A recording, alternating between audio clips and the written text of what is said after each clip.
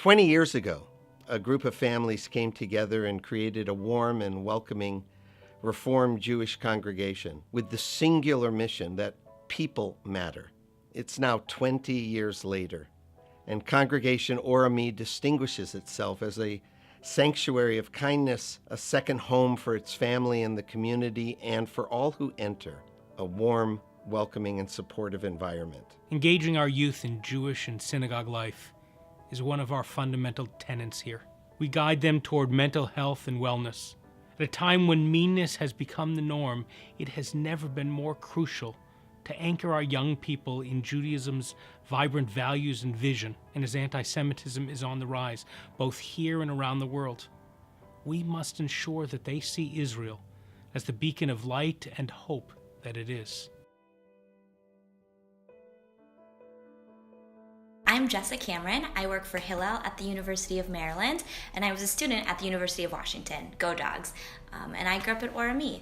Because of my experience at Orami, it was a natural transition for me to get involved in Jewish life on campus. When the Boycott, Divestment, and Sanctions, BDS, fight came to UW, I understood that they wanted to delegitimize Israel and our Jewish state. As a member of both student government and the Jewish community, I knew I had to jump into the fight. Orami gave me the wisdom to fight anti-Semitism and instilled the importance of supporting Israel. We recently brought 20 high school students to Washington, D.C. to analyze current issues in front of Congress in our country and to explore Jewish values and to learn about advocacy and how to make their voices heard. In the offices of the representatives and the senators, the teens presented what they had learned about current legislation, and they talked about Jewish values and how they underlie their position, and then firmly and respectfully urged our leaders to uphold their opinion. Because of your support, our teens are learning how to embrace leadership and Jewish values and how they can make America and Israel and the world a better, kinder, and safer place. Last year, we founded the Caring Community Foundation to provide an official home for our community support and all these social action initiatives. We are committed to inspiring others and to improving the lives of all those among us who are struggling during these most distressing times. By lifting up others, we lift up ourselves and repair the world. The Caring Community Foundation's mission is to deliver services to meet the needs of those most vulnerable in our community. I'm proud to be part of a community that feeds the hungry, clothes the homeless, supports those struggling with mental illness. To me, it simply feels good to help others. It's food for the soul. To share blessings and good fortune, to make someone else's day a little brighter, is what it's all about. My son Jacob is 14 and he has autism. We were searching for a synagogue that we thought would be a perfect fit for him and to recognize his gifts, and it was not easy to find.